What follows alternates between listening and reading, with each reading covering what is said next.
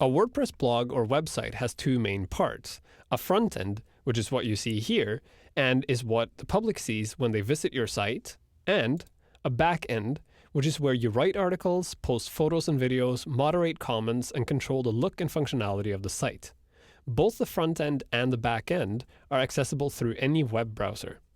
Having a solid understanding of how the WordPress backend works will save you a lot of time when you want to get things done. There are several ways of accessing the backend of your site on WordPress.com.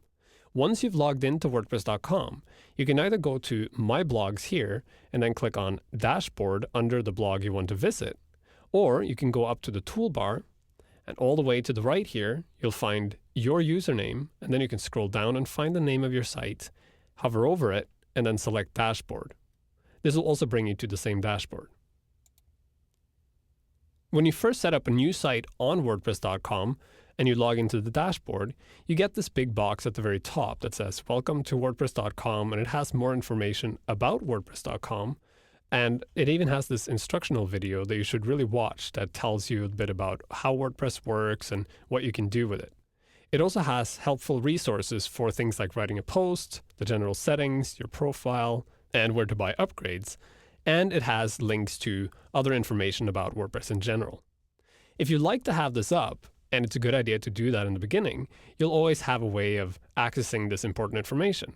But it gets a little annoying because it takes up a lot of space, so you can always click the Remind Me Later button to hide it, and then it'll show up again the next day, or you can click on Hide This Screen and it'll just disappear. Directly underneath, you have another yellow box that tells you that you can still buy this samokanews.com domain and attach it to the site for $17 a year. If you don't want to see that, you can also hide that flag, because you can always do that operation later in a different place inside the WordPress dashboard. So I'm going to hide both of these. I'll click Remind Me Later for the Welcome to WordPress.com site, and I'll hide the warning about the domain. And then you can see the regular dashboard.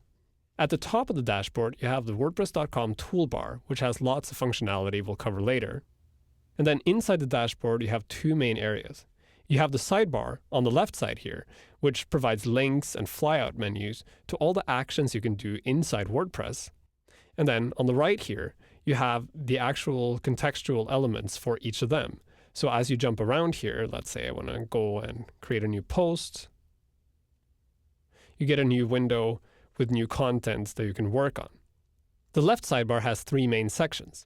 At the top, it has the dashboard link and the store link. This brings you either to the dashboard that shows you an overview of your site, including what's happening right now on your site. You have the quick press box, which allows you to write a quick post. You see your recent drafts, recent comments, the stuff you have on WordPress.com, your stats, and what's going on WordPress.com right now. And you have the store, where you can buy upgrades. So you can buy that new domain, upgrade to VideoPress, so you can upload content. You can activate the custom design feature, buy space upgrades, take away the ads, or redirect your site. Below Dashboard and Store, you have the next main section, which is the content section. Here you can create new posts, new media, new links, new pages. You can moderate comments and manage forms, polls, and ratings. So this is where you'll do most of your work, because this is where you create content for your site.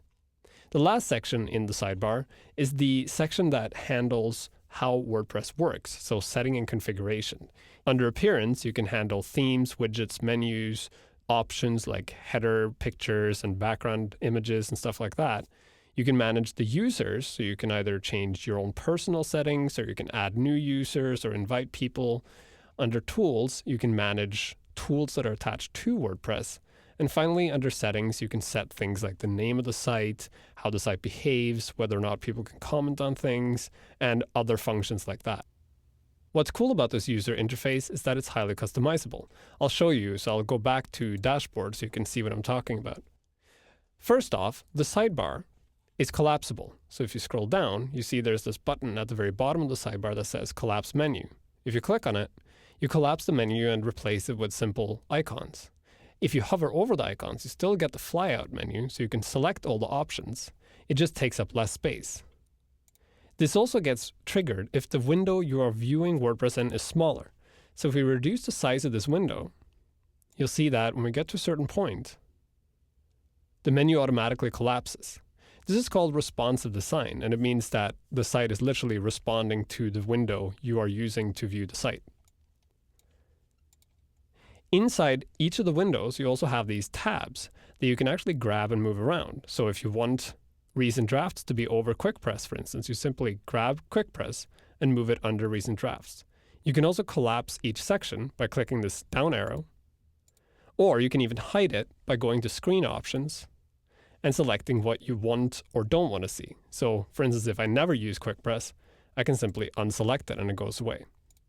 The screen options function is actually really important, and a lot of people don't know about it. So what happens is they'll see something demoed, for instance, in this video or another video, or they'll see a grab of it on the internet, and then they go, but I don't have that function.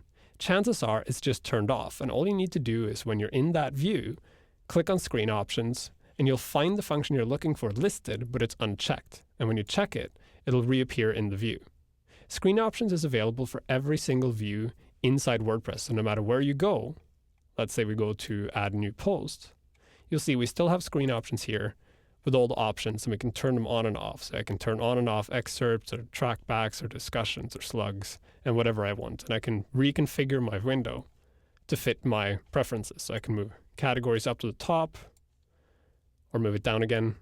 And whatever I do is saved with my profile.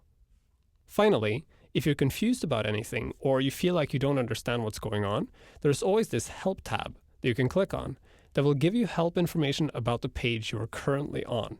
So when I'm on the Edit New Post page, I get information about how to customize my display and what the title and post editor is all about, the publish box, discussion settings, and so on. The WordPress dashboard, which is also known as the admin area or backend, is where you will do most of your work. As with everything else in WordPress, it's highly customizable and easy to understand. My tip is this: if you're ever confused about what to do or where to go to do it when you're in the backend, just read what it says on the page. In most cases, it's spelled out right in front of you. And if you're still confused, click the help button.